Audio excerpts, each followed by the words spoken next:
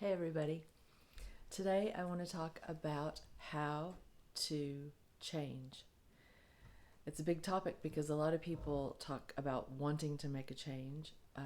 It's the topic on a lot of people's lips, especially during this time right now when people are forced to be inside and they're struggling with what's happening around the world because the world is changing.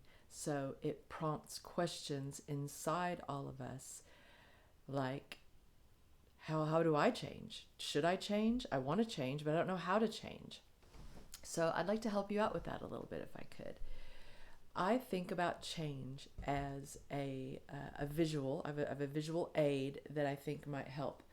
Imagine your life, walking through life as a journey in the wilderness, right? And everybody is in this wilderness. There are mountains and streams and meadows and jungles and places that are dangerous and some other places that aren't. It's life. I mean, you get it, right? So when we are prompted with an opportunity to change, it can look like this.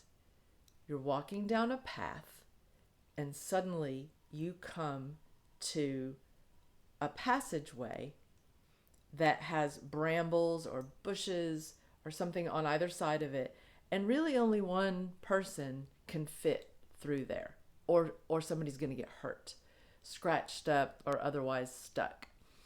And that is how I envision an opportunity to change, because it has to be something that you alone traverse, go through, pierce, seek the other side. Oftentimes, I think people get hung up with the notion of change because they want their peers or their family or their best friend or their sweetheart to come with them on this change, whatever it is, whatever the subject of the change is. And doing that is much like asking that loved one to go through that passageway with you. And I'm telling you, somebody's going to get hurt. It's not going to be the experience that promotes the kind of change that I think you might be wanting. So what do? Well, you have to look inside yourself and say, I'm going to walk through this time, this space, this change by myself. It doesn't mean that my loved ones are going to go anywhere. They're all still doing their thing. But you have to be willing to move through an experience alone so that you emerge on the other side intact.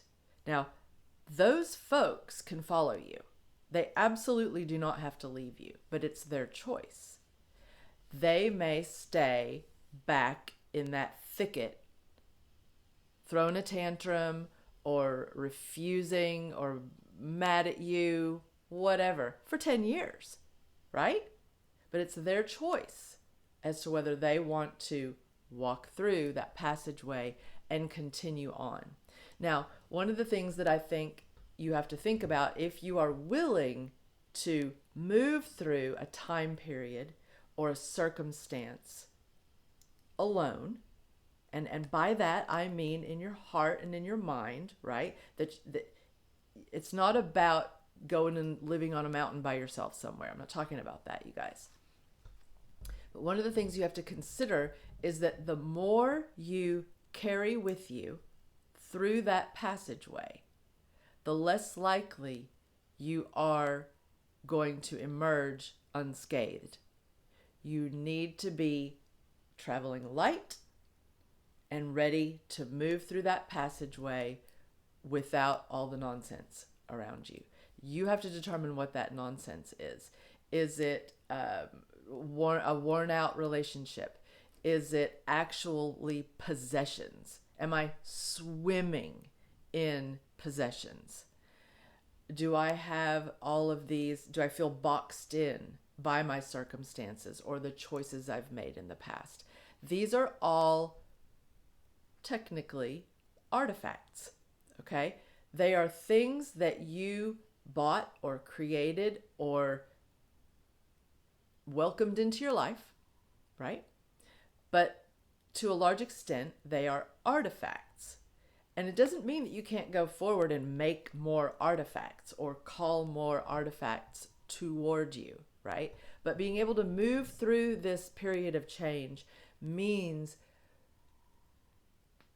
you got to shed a little bit. You have to be willing to look at certain aspects of your life, be they animal, vegetable, mineral, and say, is that animal, vegetable, mineral serving me right now in so far as like a positive addition to my life? Does it bring me joy, or does it bring me grief and worry and anxiety? Because if it does bring you those latter bits and bobs, you are unlikely to change unless you are willing to let some of those things go. And how to let those things go? Well, that's what the Invincibility Coach, me, that's what I do for a living. So I can help you with that stuff if you want to dig deeper. All I'm saying in this cute little YouTube video is that if you find yourself in a place in your life where you feel stuck and you want to change, but you don't seem to be able to know how to do it or like what that looks like. I'm telling you what it looks like. It looks like you're in a wilderness situation and there's a path right there in front of you and you have to be willing to walk through it by yourself. You cannot take people with you or somebody's going to get hurt.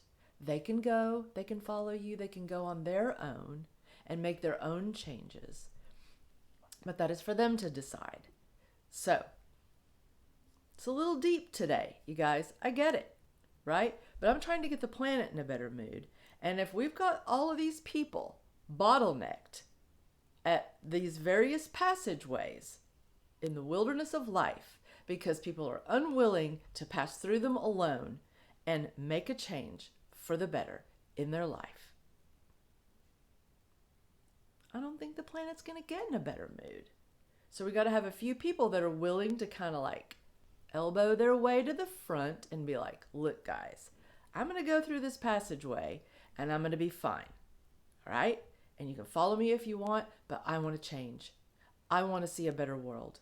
I want to behave differently. I want to have different outcomes to the decisions and the excitement in my life going forward. So, see you on the other side. Getting the planet in a better mood.